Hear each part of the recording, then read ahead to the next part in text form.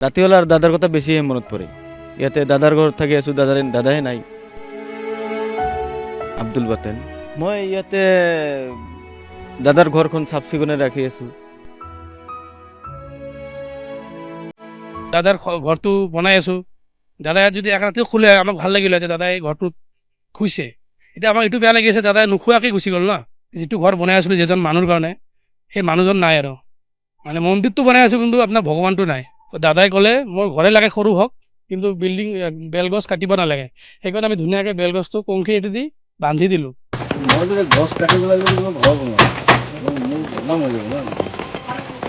তো দাদাই লাষ্ট আহিছিল আপোনাৰ 13 ছেপ্টেম্বৰত আহিছিল। দাদা আহিখিনি কৈছিল যে মই টাইলছটো পচন্দ কৰিছোঁ, টাইলছটো এতিয়া মানে সোনকালে কামখিনি শেষ কৰিব লাগে। শেষ কৰি দাদাৰ মানে এটা সপোন আছিল যে বহাগত ঘৰটো যেনে তেনে সোমাল হয়। সপোনটো সপোনে থাকি গ'ল আৰু। দাদাই কৈছিল নদীৰ পাৰত বহি বহি বুঢ়াকালটো কাটিব, সেইটোও নহ'ল।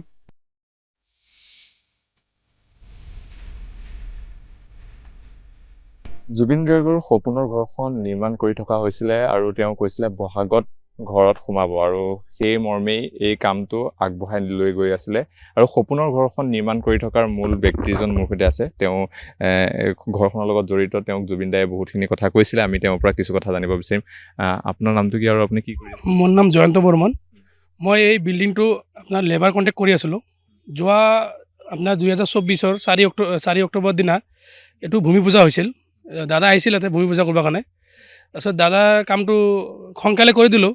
মানে দাদা আমাক ওপৰৰ পৰা প্ৰেছাৰ দিছিল যে এইটো ঘৰটো সোনকালে কৰিব লাগে, দাদাক সোনকালে আমি ৰেডি কৰি দিব লাগে। তাৰপিছত আমি যেনে তেনে হওক 1 বছৰৰ ভিতৰত এই কামটো আমি চিভিল কামটো শেষ কৰি দিলোঁ। তাৰপিছত আৰু আপোনাৰ এতিয়া আপোনাৰ টাইলছৰ কাম বাকী আছে, আৰু আপোনাৰ দৰ্জা খিৰিকী আৰু ফল চিলিং এইবোৰ বাকী আছিল আৰু।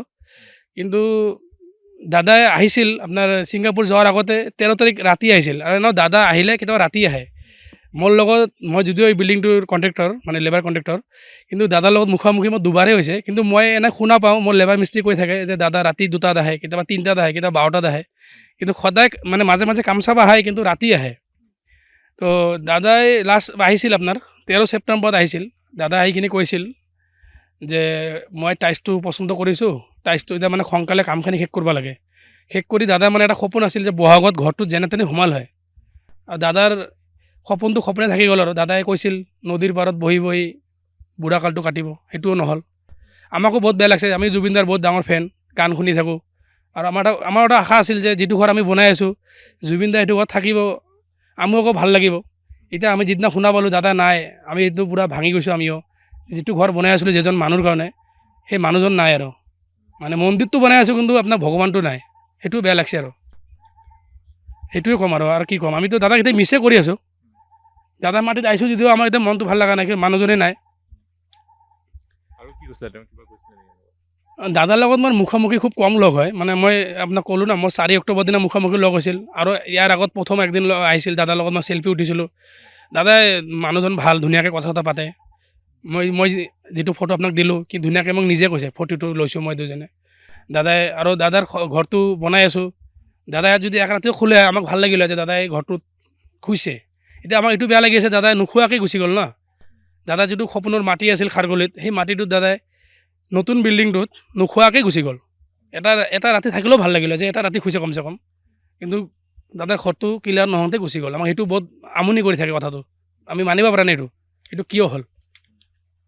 আৰু তেওঁ এডাল গছৰ কথা কৈছিলে কাটিব নালাগে বুলি। অঁ, দাদা এই বেলগছটো আপোনাৰ বিল্ডিংটো মানে আৰু ডাঙৰ আছিল। তো দাদাই ক'লে মোৰ ঘৰে লাগে সৰু হওক কিন্তু বেলগছ কাটিব নালাগে।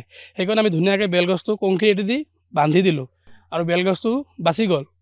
আৰু সেইকাৰণে দাদাই কৈছে মোৰ ঘৰে সৰু হওক কিন্তু মোৰ এডালো গছ কাটিব লাগে। সেইকাৰণে জলপাই গাছ, কৰ্দৈ গাছ এটাও কটা নাই।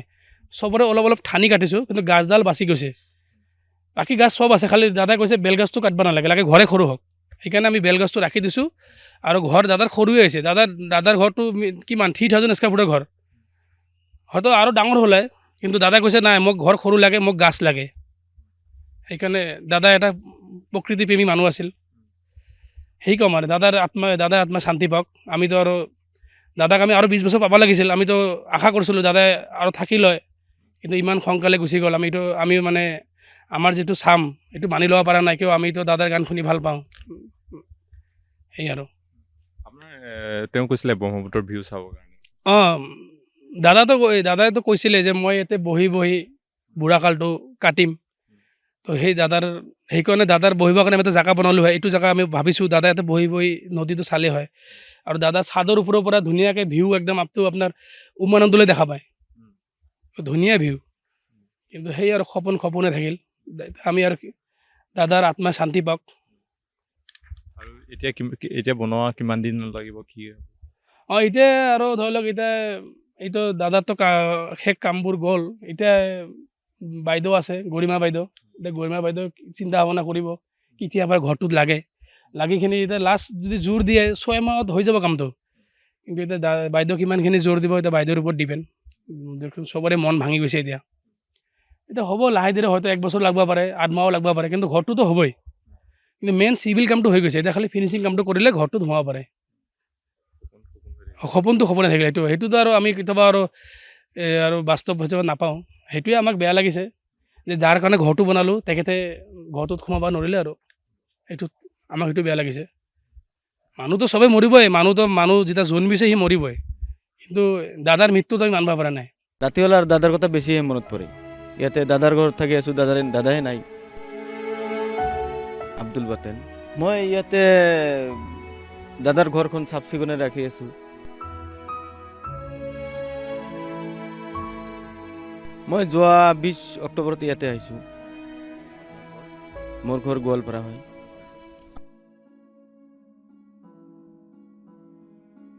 আব্দুল বাতেন। মই ইয়াতে দাদাৰ ঘৰখন চাফ চিকুণে ৰাখি আছোঁ। মোৰ এইটোৱে কাম মানে আৰু কি। সদায় চাফা তাফা কৰিব লাগে। মানুহ আহিলে মানুহৰ লগত ভালদৰে কথা বতৰা পাতিব লাগে, দেখুৱাই দিব লাগে চবখিনি জেগাখিনি কোনখিনি কি হয় নহয়, এইটো দেখুৱাই দিওঁ মই।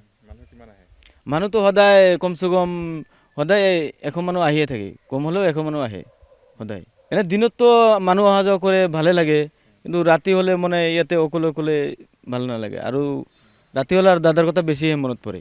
ইয়াতে দাদাৰ ঘৰত থাকি আছোঁ, দাদাহে নাই। চাওক এতিয়া দাদা এটা সপোনৰ ঘৰ বনাইছে, কি ধুনীয়াকৈ বনাইছে।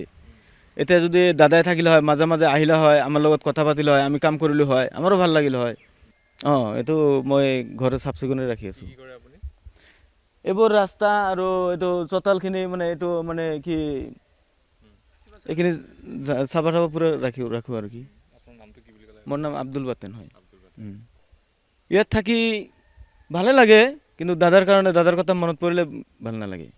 দাদাৰে ঘৰ হয়, দাদাৰে ঘৰতে আছোঁ, দাদাই নাই পৃথিৱীত। ৰাতি হ'লে আৰু দাদাৰ কথা বেছিহে মনত পৰে। ইয়াতে দাদাৰ ঘৰত থাকি আছোঁ, দাদাহে নাই। আব্দুল বাতেন।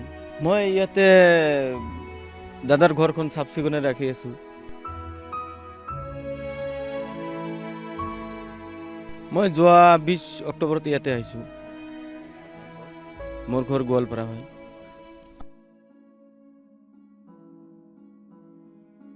আব্দুল বাতেন। মই ইয়াতে দাদাৰ ঘৰখন চাফ চিকুণে ৰাখি আছোঁ। মোৰ এইটোৱে কাম মানে আৰু কি। সদায় চাফা তাফা কৰিব লাগে। মানুহ আহিলে মানুহৰ লগত ভালদৰে কথা বতৰা পাতিব লাগে, দেখুৱাই দিব লাগে চবখিনি জেগাখিনি কোনখিনি কি হয় নহয়, এইটো দেখুৱাই দিওঁ মই।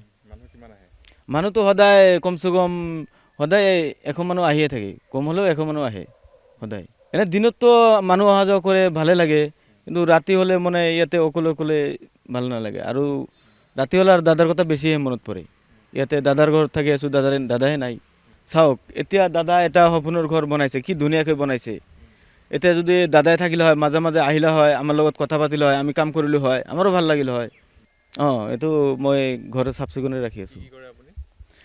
এইবোৰ ৰাস্তা আৰু এইটো চোতালখিনি এইটো কি এইখিনি চাফা পুৰা ৰাখোঁ আৰু কি। মোৰ নাম আব্দুল বাতেন হয়। ইয়াত থাকি ভালে লাগে, কিন্তু দাদাৰ কথা মনত পৰিলে ভাল নালাগে। দাদাৰে ঘৰ হয়, দাদাৰে ঘৰতে আছোঁ, দাদাই নাই পৃথিৱীত।